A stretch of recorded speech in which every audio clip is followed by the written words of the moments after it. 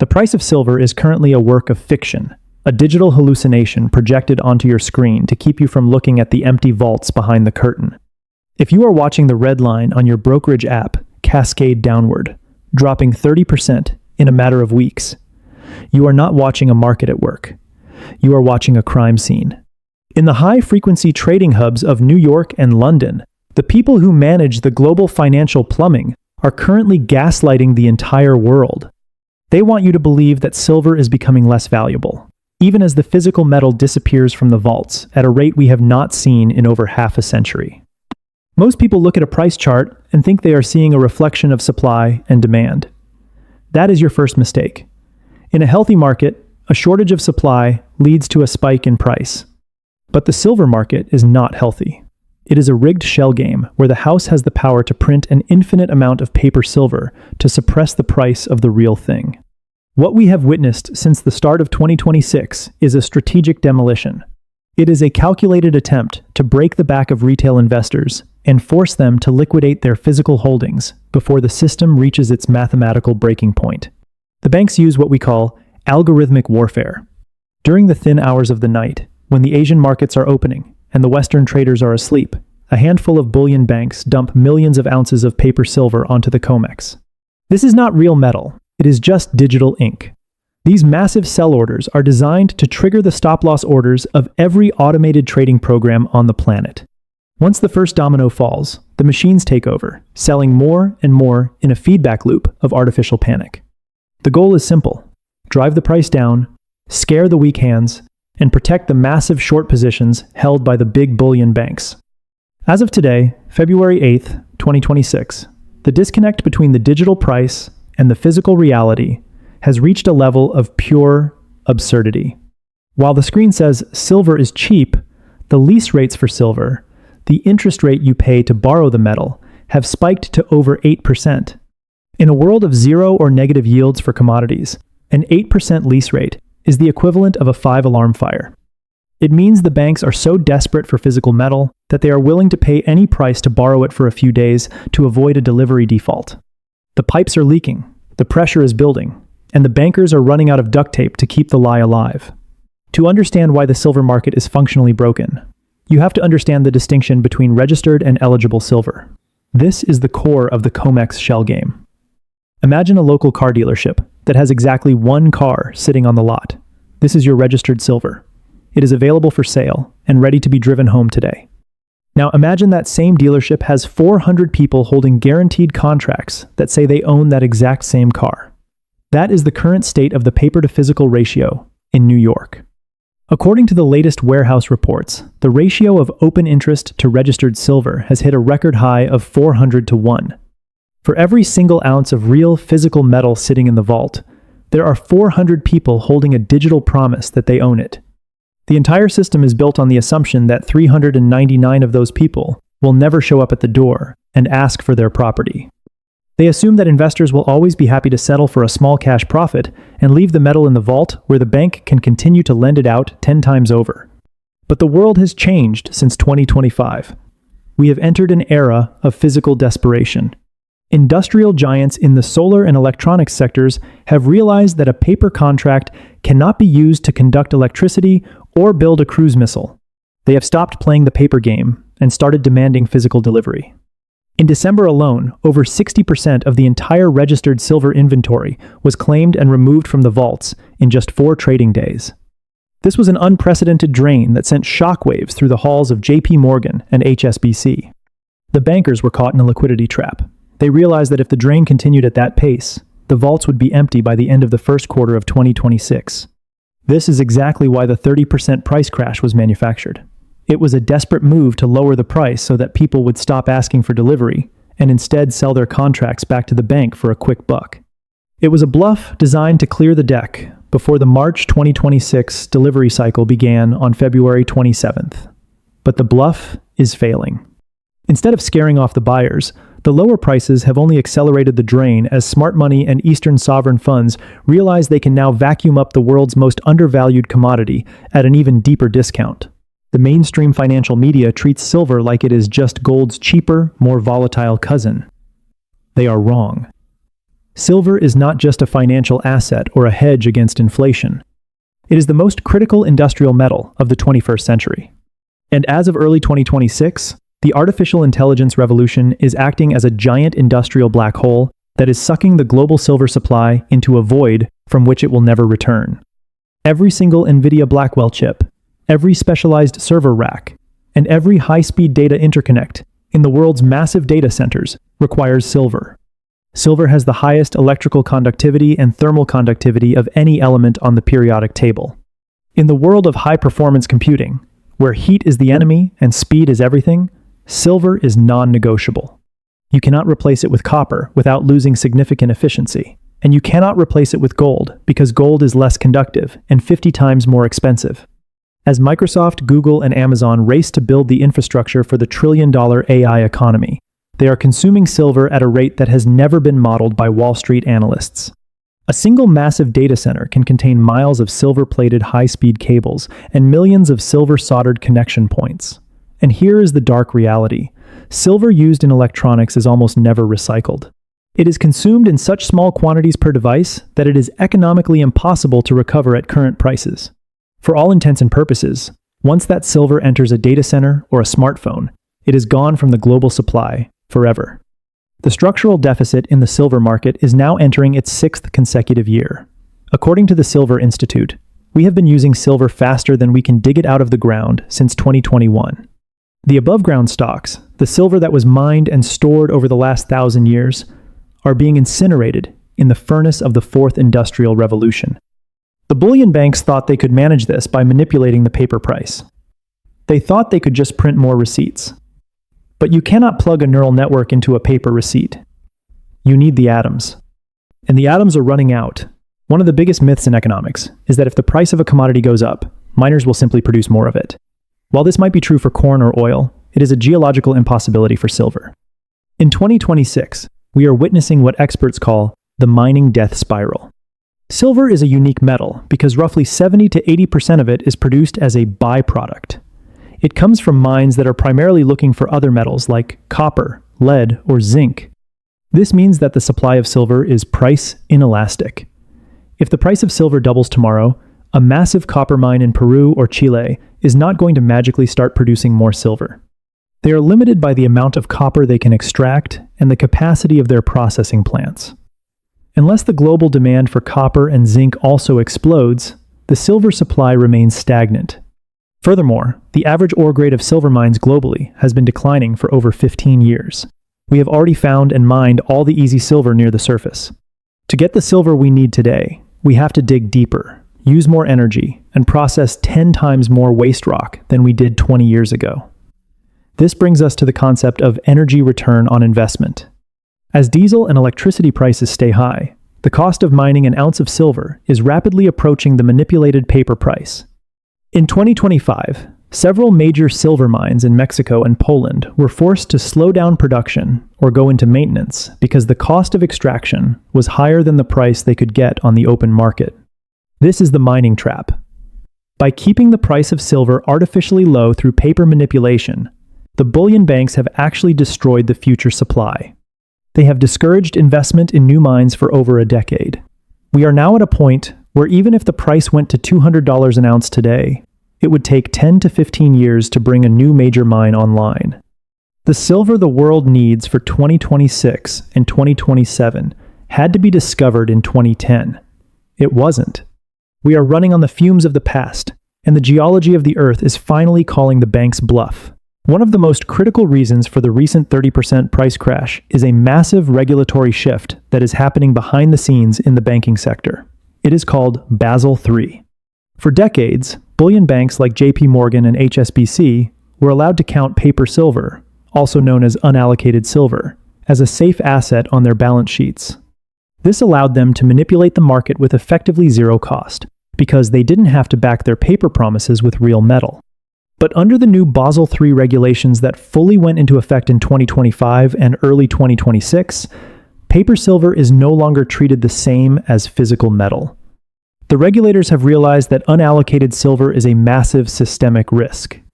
Banks are now being forced to hold significantly more capital against their paper silver positions. This has turned the bank's short positions into a massive liability that is eating away at their profits every single day. The banks are being squeezed by their own rules. To avoid a total collapse of their balance sheets, they have to close out their massive short positions. But there is a problem.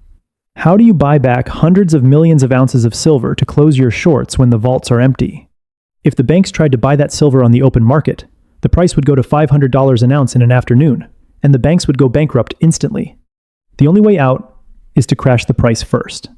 By slamming the paper price down 30%, the banks trigger a wave of forced liquidations from retail investors and hedge funds. They create an artificial panic that allows them to buy back the paper contracts at a lower price and exit their short positions before the Basel III penalties destroy them. This is not a market move. It is a regulatory escape plan. They are burning down the house so they can collect the insurance money and leave before the foundation crumbles. But this escape plan has a fatal flaw. While the banks are trying to exit their paper positions, the physical demand from the East and from industrial giants is moving in for the kill. The banks are winning the battle on the screen, but they are losing the war for the actual resource. While Western investors are being scared out of their positions by the red lines on their trading apps, the East is treating the 30% crash as a strategic gift from the gods. The Shanghai Gold Exchange has become the center of a massive global arbitrage that is effectively draining the West of its last physical reserves. For over a century, New York and London have been the undisputed kings of precious metals pricing. But in early 2026, that crown is slipping into the hands of the East. Since late 2025, the price of silver in Shanghai has consistently traded at a massive premium compared to the price in New York. We have seen premiums as high as $20 per ounce. This is a massive, gaping hole in the global financial system. In a normal, healthy market, arbitrageurs would buy silver in London for $80, ship it to Shanghai, and sell it for $100, pocketing a $20 profit. They would do this until the prices in both cities equalized. But the prices are not equalizing. Why? Because the physical silver is not there to be shipped. The London and New York vaults are being drained at record speeds, but the metal is moving one way, from west to east. Arbitrageurs are taking advantage of the manipulated Western paper price to vacuum up the world's physical wealth and move it to a market that actually values it as a strategic asset. This is not just about profit. It is about geopolitics. The BRICS nations, led by China and Russia, understand that silver is the Achilles heel of the Western financial system. By draining the Comex vaults, they are removing the physical collateral that backs the entire paper-silver market. Once the vaults are empty, the Western banks lose their ability to control the price through paper manipulation. China and India are not playing the paper game. They are accumulating the physical atoms. They realize that in a world of declining paper currencies and technological warfare, the country with the metal is the country with the power. China has already started tightening its own silver export controls, keeping their metal for their own AI and solar industries, while using their massive US dollar reserves to buy up what remains of the Western supply. The solar industry remains the heavyweight champion of silver consumption, and it is currently caught in a trap of its own making. For years, the official narrative from mainstream analysts was that the solar industry would eventually find a way to reduce the amount of silver used in each panel. They called it thrashing. They promised us that by 2026, silver would be replaced by copper or aluminum in the manufacturing process. That turned out to be a complete lie. In 2025 and early 2026, the global solar industry shifted almost entirely to TOPCon and heterojunction cell technologies. These new cells are significantly more efficient at converting sunlight into electricity, which is critical for the energy transition, but they require up to 3 times more silver per watt than the older models. The result is a perfect industrial trap. To meet the world's aggressive net zero targets, we have to build more solar. To build more solar, we have to use more silver. According to reports from the Silver Institute and major manufacturers, the solar industry alone is projected to consume over 300 million ounces of silver in 2026. That is nearly 1/3 of the entire global mine production. As we sit here in February 2026, that demand is accelerating. Even as the paper price crashes 30%, the solar manufacturers in China and Southeast Asia are buying every physical bar they can find. They do not care about the chart on Wall Street. They have multi-billion-dollar factories that need to stay running, and global contracts that need to be fulfilled. This is the fundamental flaw in the bankers' plan. They crashed the price to scare off investors, but all they did was make the metal 30% cheaper for the industrial giants who actually need it. We are currently in a structural deficit of over 200 million ounces per year. This is not a temporary dip in the road. It is a permanent fracture in the global supply chain. You cannot solve a physical shortage with a paper contract. The laws of physics are finally overriding the laws of finance, and the solar industry is the hammer that is breaking the banker's glass house. One of the most cynical aspects of the silver market is the built-in kill switch that the exchanges have for when they finally lose the game. Most retail investors believe that the law protects them. They think that if they have a contract, they have a legal right to the metal. They are wrong. They are protected by the rules of the exchange, and the exchange has the power to change those rules in the middle of the night to protect the bullion banks. In the Comex rulebook, there is a provision known as Rule 17. It allows the exchange to declare a market emergency if they believe that a delivery default is imminent. If on February 27th, too many people show up and demand their silver, the Comex does not have to give it to them. They can simply freeze the market, halt all trading, and order that all contracts be settled in cash only, at a price determined by the exchange. This is the ultimate rug pull. Imagine you bought silver to protect yourself from the devaluation of the US dollar. You held on through the 30% price crash and the constant manipulation. But when the price finally explodes and you want your metal, the exchange tells you that they are keeping the silver and giving you back your devalued dollars instead. They pay you the paper price, which they have manipulated downward, and they keep the physical metal for the big industrial players and the sovereign nations. We saw a version of this happen in early 2022 with the London Metal Exchange and the nickel market. When the price of nickel went vertical and threatened to bankrupt several major banks, the exchange simply canceled all the trades. They erased billions of dollars in legitimate profits to protect the losers. This is the reality of the modern financial system. The game is only fair as long as the house is winning. When the house starts to lose, they flip the table and take your chips. This is why the current price crash is so dangerous. It is a setup. The banks are trying to clear as many people out of the market as possible before they pull the trigger on Rule 17. They want to minimize the number of people they have to pay out when the system finally breaks. Let's look at the cold, hard numbers for the next 19 days. As of today, February 8th, 2026, there are approximately 80 million ounces of registered silver in the Comex vaults. This sounds like a lot until you look at the open interest for the March delivery contract. There are currently over 80,000 contracts outstanding. Each contract represents 5,000 ounces of silver. That is 400 million ounces of silver that people have a legal right to demand in 19 days. Even if you assume that half of those contracts will be rolled over to the next month, the math still does not work. The exchange is staring at a delivery obligation that is 5 times larger than its total available supply. This is a mathematical certainty. The bankers are currently in a state of high alert. This is why we saw the 30% price crash in January. It was a desperate attempt to lower the total amount of open interest before the delivery window opened. By smashing the price, the banks were hoping to force small investors and hedge funds to close their long positions and walk away. But it backfired spectacularly. Instead of scaring people away, the lower prices triggered a massive wave of physical buying from industrial users who saw it as an opportunity to secure their supply for the rest of the year. The lease rates are the smoking gun. You do not see 8% lease rates in a healthy market. You see them when the big bullion banks are calling every contact they have, begging to borrow silver bars just to keep the exchange functioning for one more day. It is a game of musical chairs where the music has already stopped, but everyone is still pretending to dance because they are afraid of what happens when the lights come on. We are approaching the end of a 40-year cycle. The system of paper silver was designed to keep the world's most important industrial metal affordable for Western manufacturing, and to prevent silver from acting as a competitor to the US dollar. For a long time, it worked perfectly, but the game has reached its mathematical limit. You can only sell more silver than you have for so long before someone calls your bluff. In 2026, that call is coming from the solar farms of China and the AI data centers of Silicon Valley. The 30% crash you saw on your screen was not the end of the rally. It was the final shakeout. It was a strategic distraction.